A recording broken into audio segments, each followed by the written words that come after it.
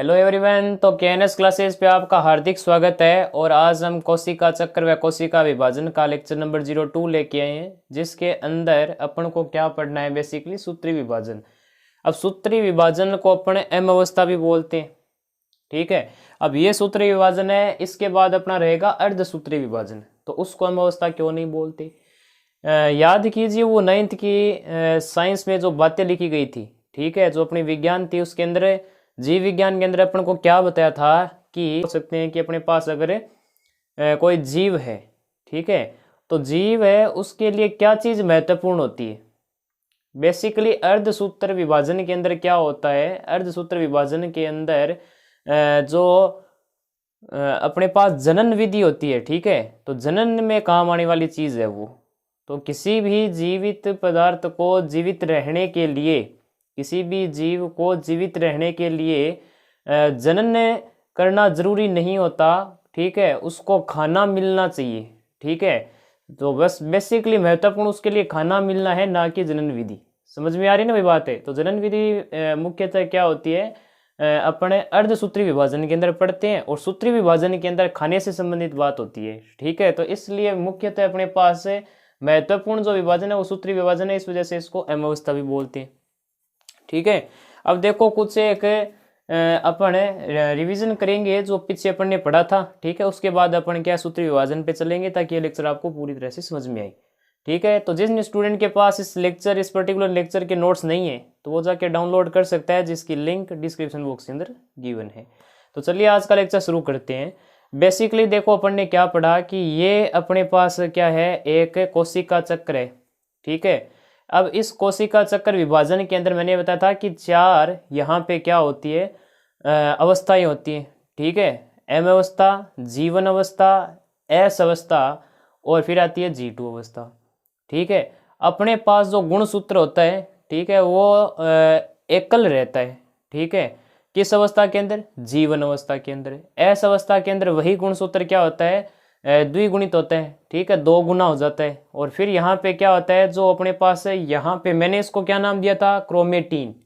याद आ रही है ना भाई बात, उसको क्रोमेटीन नाम दिया था, या फिर हिंदी में बोलते हैं उसको अर्ध गुणसूत्र बोलते हैं, ठीक है। एस अवस्था के बाद जैसे वो G2 अवस्था में पहुंचता है, तो वहां पे वो क्या हो जाता है, द्विगुणित हो जाता है। तो अपने पास 2 अर्ध गुणसूत्र रहते हैं, ठीक है, 2 अर्ध गुणसूत्र रहते हैं, जो कि सेंट्रोमियर से कनेक्टेड रहते हैं। जो बीच का मध्य भाग होता है जिससे 2 अर्ध गुणसूत्र जुड़े रहते हैं, उसको सेंट्रोमियर बोलते हैं, ठीक है। तो बेसिकली अपन को यह ध्यान रखना है, अब जो अपने पास 2 अर्ध गुणसूत्र एक सेंट्रोमियर से जुड़ चुके हैं, तो इन 2 अर्ध गुणसूत्रों को अपन बोलते हैं संतति अर्ध गुणसूत्र बोलते हैं इसको। इतनी बात समझ में आ गई। अब अपन को यहाँ पे ज्यादा देर नहीं लगेगी सूत्री विभाजन को समझते हुए, ठीक है। तो देखो अपन स्टार्ट करते हैं। तो अब अपने स्टार्ट करते हैं सूत्री विभाजन एम अवस्था को, ठीक है।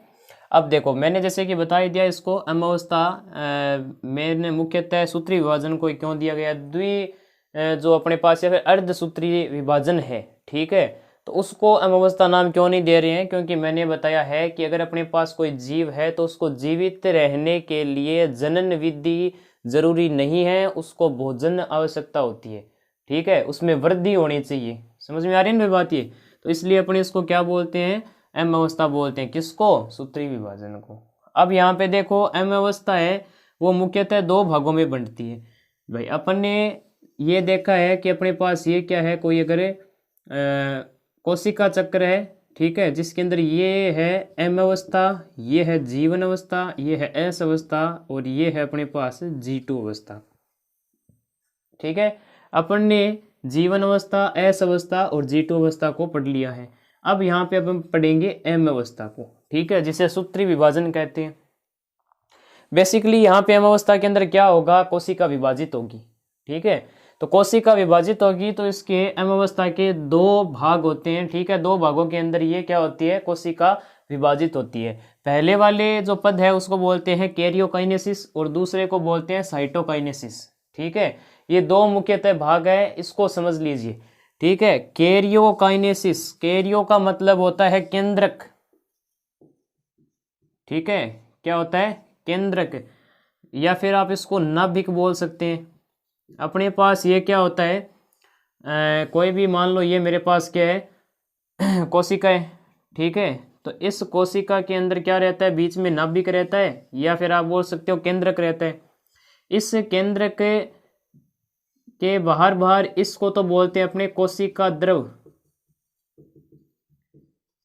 ठीक है, और इसको बोलते हैं नाभिक या फिर केंद्रक।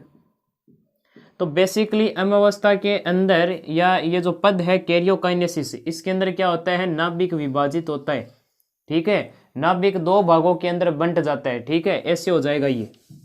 अम्लावस्था के अंदर दो नाभिक बन जाएंगे आपके, समझ में आ रही है ना भाई बात है। कैरियोकाइनेसिस में अम्लावस्था का जो कैरियोकाइनेसिस पद है उसके अंदर जो नाभिक है वो दो भागों के अंदर बंट जाएंगे, समझ में आ गई भाई बात ये। अब यहाँ पे देखो क्योंकि अपन ने एस अवस्था के अंदर क्या कर लिया था, एस अवस्था के अंदर अपन ने डीएनए को द्विगुणित कर दिया था, ठीक है।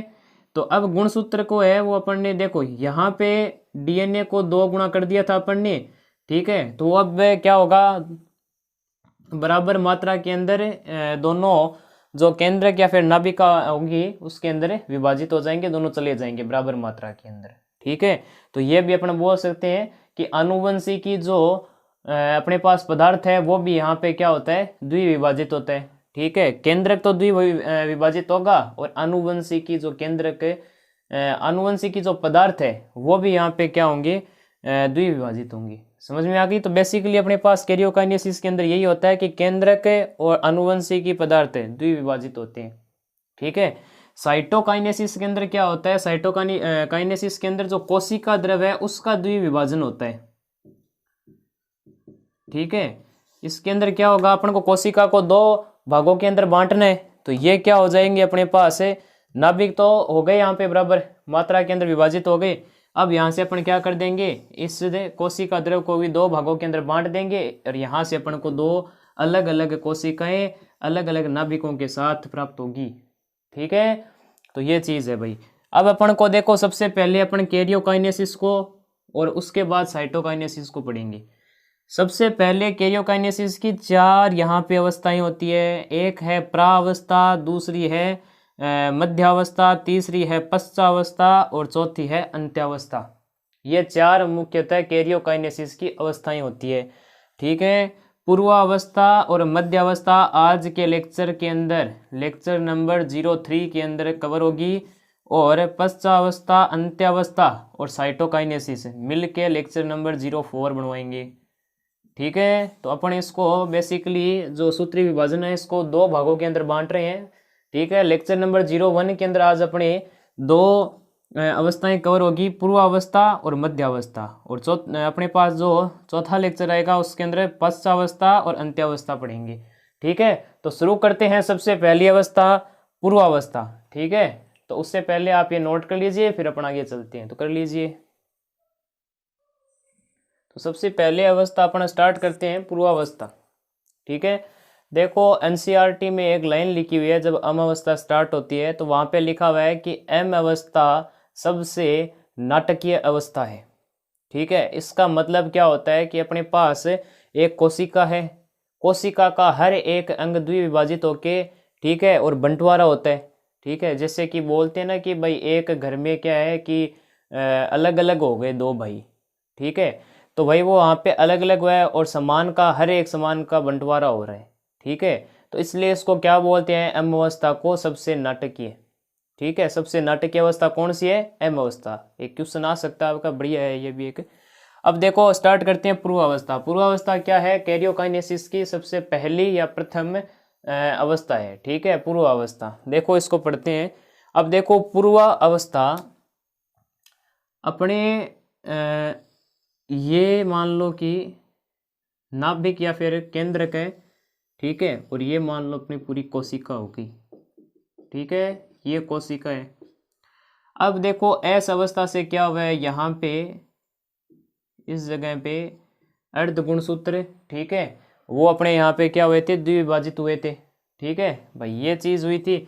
अब यहाँ पे देखो ये जो गणसूत्र है, ठीक है, अर्ध गणसूत्र जो 2 है आपस में मिले हैं, ठीक है, उसी को अपन गुणसूत्र भी कह सकते हैं। अब यहाँ पे देखो जो ये गुणसूत्र है वो अलग अलग है, एक तो, ठीक है, एक तो अलग अलग है। दूसरी बात है अलग अलग तो है पर ज़्यादा उलझे हुए हैं। ठीक है, एक तो ये सबसे ज़्यादा उलझे हुए भी है। समझ में आ रही है ना भाई बात ये। एक तो अलग अलग है, ठीक है, क्योंकि ऐस अवस्था के अंदर द्विविभाजित हुए। उसके बाद एक बात ये भी है कि ये उलझे हुए भी हैं। अब देखो, एक आपके पास जो ऊन होती है, वूल होती है, ठीक है, ऊन से बनी हुई स्वेटर को आप दो हिस्सों के अंदर आराम से काट सकते हो, क्योंकि उसके अंदर सिमेट्री होती है। उसी जगह पे आपको अगर उलझा हुआ ऊन ला के दे दे तो उसका बराबर हिस्सों के अंदर तोड़ना बहुत मुश्किल होगा। ठीक है, तो यहाँ पे एम अवस्था के अंदर सबसे पहला काम तो यही होता है कि यहाँ पे जो उलझे हुए गुणसूत्र हैं, उलझे हुए जो गुणसूत्र हैं, ठीक है, उनको पहले अपन सुलझाएं। ठीक है, या फिर इसी को शुद्ध हिंदी में बोले तो इसको बोलते हैं संगनन। ठीक है, तो उनका संगनन करें। ठीक है, यानी कि उनको सुलझाएं, सबसे पहली बात है। देखो, एक आपके पास ये यहाँ पे क्या है, गुणसूत्र है, ठीक है, और ये गुणसूत्र फिर क्या है कि थोड़े बहुत सुलझेंगे ऐसे। ठीक है, अब देखो, इसको दो भागों के अंदर बांटना थोड़ा मुश्किल होगा, ठीक है, पर इसको यहाँ पे दो भागों के अंदर बांटना थोड़ा आसान होगा। ठीक है, तो ये चीज़ अपन को पहले पूर्व अवस्था के अंदर होती है कि जो उलझे हुए डीएनए होते हैं, ठीक है, जो गुणसूत्र होते हैं, अब वहाँ पे उनको क्या करना होता है, अपन को सुलझाना पड़ता है। ये काम किसके अंदर होता है, ये होता है पूर्वावस्था के अंदर, ये पूर्वावस्था के अंदर होगा। ठीक है, अब यहाँ पे देखो, ये थोड़े बहुत सुलझेंगे, बाकी पूरे जो सुलझेंगे, ठीक है, वो अपने अगली अवस्था के अंदर है। ठीक है, ये जो पूर्ण रूप से यहाँ पे आपको जो गुणसूत्र है वो दिखाई देंगे, ठीक है, वो अगली अवस्था के अंदर दिखाई देंगे, जिसको अपन क्या बोलते हैं,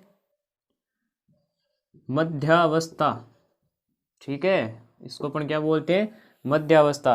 पूर्वावस्था के अंदर तो ये थोड़े बहुत सुलझेंगे और बाकी पूरे कहाँ सुलझाएंगे, मध्यावस्था के अंदर सुलझाएंगे। ठीक है, ये बात ध्यान रखना। तो ये चीज़ है। अब देखो, यहाँ पे हमने एक चीज़ बताई थी कि ये जो कोशिका द्रव है, इस कोशिका द्रव के अंदर ऐसे सिलेंड्रिकल बेलनाकार के एक दूसरे के परपेंडिकुलर रहते हैं, जिसको अपन ने बोला था सेंट्रोजोम। ठीक है, जिसको अपन ने क्या बोला था, सेंट्रोजोम। ठीक है, और इसको शुद्ध हिंदी में बोलते हैं तारक केंद्र, तारक केंद्र। ठीक है, ये तारक केंद्र होते हैं, मैंने कहा था ये क्या होते हैं, द्विविभाजित होते हैं ऐसे। ठीक है, ये द्विविभाजित होते हैं ये। ठीक है, ताकि जब कोशिका विभाजन हो तो यहाँ पे क्या हो सके, ये जो कोशिका विभाजित हो जाए, ठीक है, तो संतति जो कोशिकाएं हैं उनके अंदर एक एक बांट सके। ठीक है, मुख्यतः पूर्व अवस्था के अंदर क्या होते हैं, ये एक दूसरे जो ध्रुव है वहाँ पर चलना स्टार्ट होते हैं, विस्थापन करते हैं। ठीक है, जो अपने पास दो तारक केंद्र है वो क्या करेंगे, एक दूसरे ध्रुव के जो विपरीत ध्रुव है वहाँ पर जाएंगे। ठीक है, ये यहाँ पर पहुँच जाएगा ऐसे।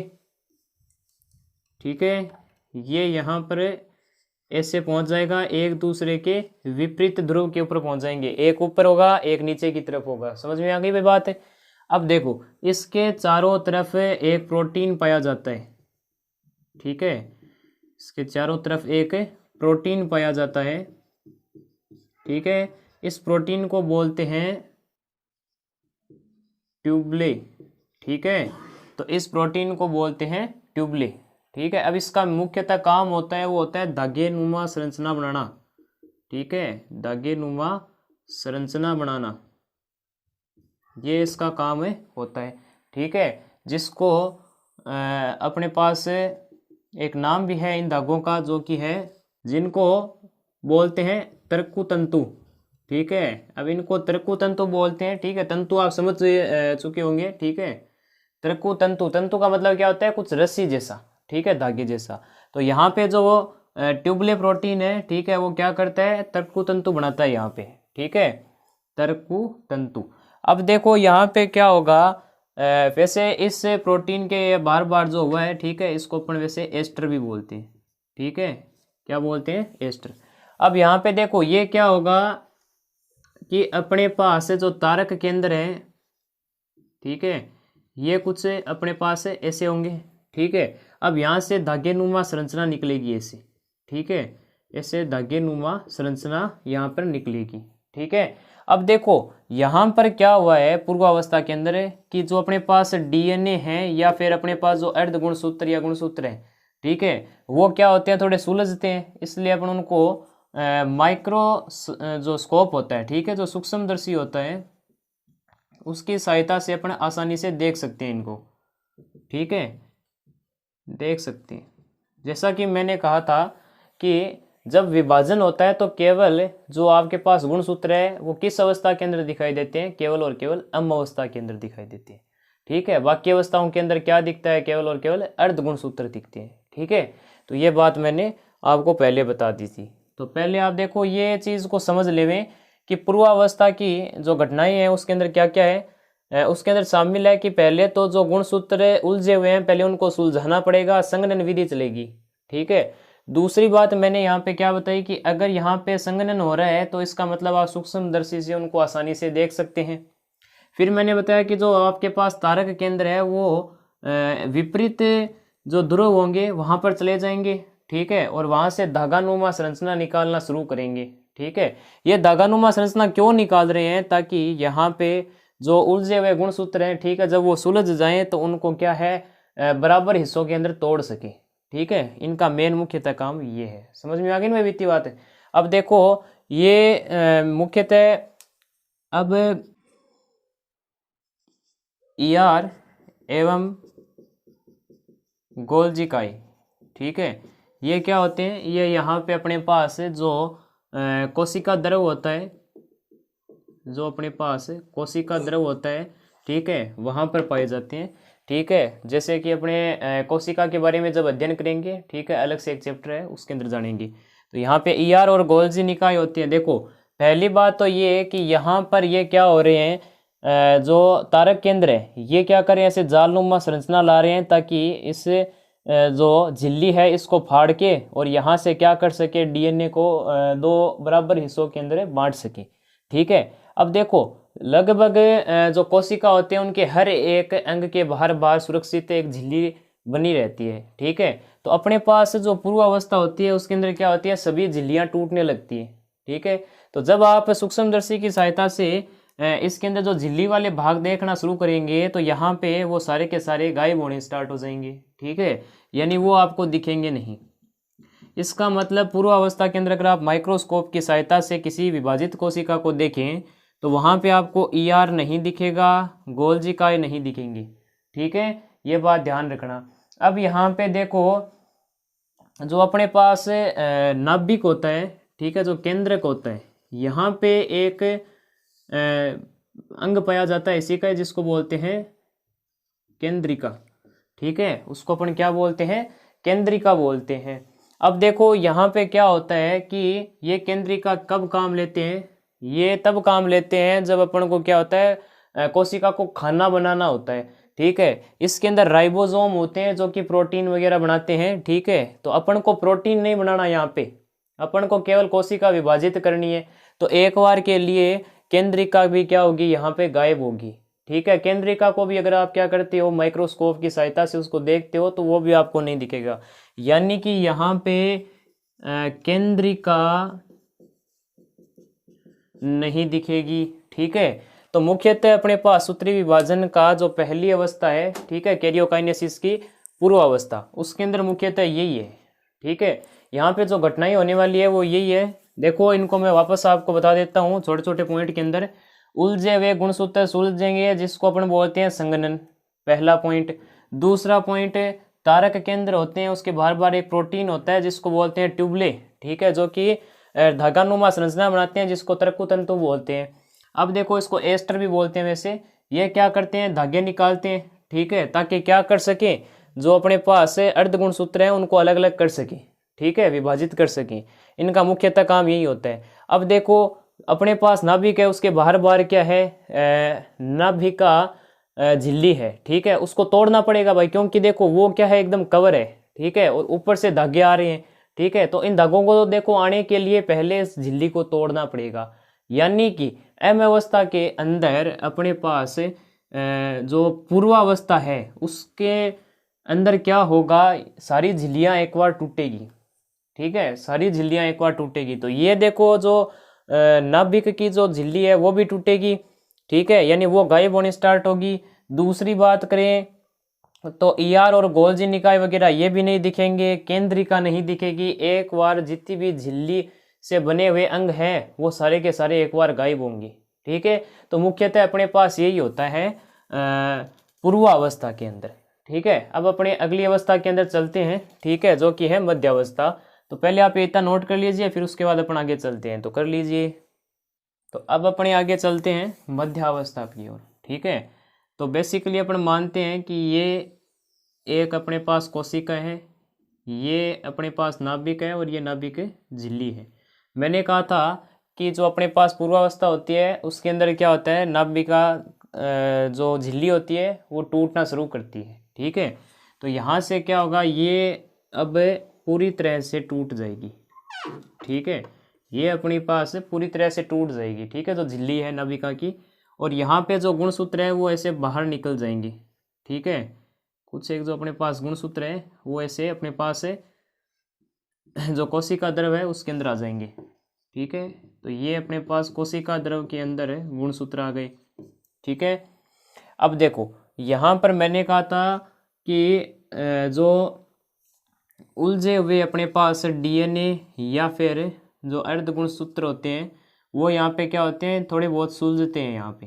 ठीक है, अब जैसे कोशिका द्रव के अंदर आ जाएंगे तो ये पूर्ण रूप से सुलझेंगे। ठीक है, अब पूर्ण रूप से सुलझेंगे। ठीक है, देखो जैसे कि मान लो आपके पास ऐसा कुछ एक गुणसूत्र था, अब ये पूर्ण रूप से बाहर जब कोशिका द्रव के अंदर आ जाएंगे तब यहाँ पे पूर्ण रूप से ये सुलझ जाएंगे ऐसे। ठीक है, तो ये अपने पास यहाँ पे गुणसूत्र बन गया। ठीक है, अब आप क्या कर सकते हो, जब माइक्रोस्कोप के अंदर देखोगे इस अवस्था के अंदर, बेसिकली किसमें, मध्यावस्था के अंदर, तब आपको गुणसूत्र पूर्ण रूप से एकदम क्रिस्टल क्लियर दिखेगा। ठीक है, अब देखो अगर आपको क्रिस्टल क्लियर दिख रहा है तो यहाँ पे आप इसका अध्ययन कर सकते हो। ठीक है, इसकी संख्या बता सकते हो। ठीक है, और आप यहाँ पे क्या कर सकते हो, आकार बता सकते हो। ठीक है, तो बेसिकली अपन यहाँ पे ये बिंदु बता सकते हैं। ठीक है, जब गुणसूत्र है वो पूर्ण रूप से यहाँ पे क्या हो जाएंगे, सुलझ जाएंगे। ठीक है, अब अपने पास देखो ये गुणसूत्र है मेरे पास। ठीक है, ये गुणसूत्र है, इस पे यहाँ पे क्या होता है, एक से कुछ एक बिंदु से संरचना होती है दोनों तरफ। ठीक है, तो अब यहाँ पे क्या होते हैं, इनको बोलते हैं काइनेटोकोर। ठीक है, क्या बोलते हैं, काइनेटोकोर। अब देखो काइनेटोकोर के अंदर क्या होगा, जब अपने पास तर्कतंतु आएंगे यहाँ से, ठीक है, तो वो यहाँ पे जुड़ सके। ठीक है, जुड़ने के बाद ये क्या कर देंगे, इसको केंद्र में लेके आएंगे। ठीक है, जुड़ने के बाद ये क्या करेंगे, इनको केंद्र में लेके आएंगे और केंद्र में एकदम पंक्तिबद्ध कर देंगे इनको। ठीक है, जैसे कि मान लो मेरे पास कुछ एक गणसूत्र मान लो एकदम ऐसे हैं। ठीक है, अभी तो मान लो ऐसे ही है, हर कहीं पे मान लो बिखर गए हैं। ठीक है, तो यहाँ से जो अपने पास तारक केंद्र बनाया था, ठीक है, तो ये तारक केंद्र क्या करेगा, अब यहाँ पे जो अपने फाइबर निकाले हैं, ठीक है, जो तर्कतंतु निकाले हैं, ठीक है, वो क्या करेंगे, वो बेसिकली काइनेटोकोर से चिपकेंगे। ठीक है, और दोनों तरफ से चिपकाएंगे। मान लो ये यहाँ पे चिपक गया तो ये यहाँ चिपकेगा। ठीक है, इसके मान लो ये अपने पास काइनेटोकोर है तो एक यहाँ से चिपक जाएगा, एक यहाँ से चिपकेगा, ऐसे चिपक जाएंगे और इनको एकदम केंद्र में ला के छोड़ेंगे। ठीक है, केंद्र में आने के बाद आपको कुछ ऐसी संरचना दिखेगी। ठीक है, कैसी, यहाँ पर आपको एक पंक्तिबंध के अंदर सारे के सारे जो गुणसूत्र है वो दिखेंगे एक पंक्तिबंध में। ठीक है, एक ही पंक्ति के अंदर। ठीक है, एक प्लेन के अंदर या फिर एक समतल के अंदर दिखेंगे। बेसिकली इसको बोलते हैं मध्यावस्था पट्टिका। ठीक है, तो ये अपने पास मध्यावस्था पट्टिका ऐसे एक केंद्र के अंदर एक पंक्तिबंध में हो जाएगी। ठीक है, तो बेसिकली अपने पास ये मध्यावस्था के अंदर कार्य होता है। ठीक है, तो पहले आप इतना नोट कर लीजिए। ठीक है, उसके बाद अपने आगे चलते हैं। तो आज का लेक्चर अपन यही समाप्त करते हैं। ठीक है, आगे के लेक्चर में जो नेक्स्ट लेक्चर होगा अपने पास है लेक्चर नंबर 04, उसके अंदर अपन बेसिकली क्या पढ़ेंगे, बची हुई 2 अवस्थाएं। ठीक है, पश्चावस्था और अंत्यावस्था। ठीक है, तो नेक्स्ट लेक्चर अपना उन 2 अवस्थाओं पे रहेगा। तो तब तक के लिए पढ़ाई करते रहें। जय राजस्थान।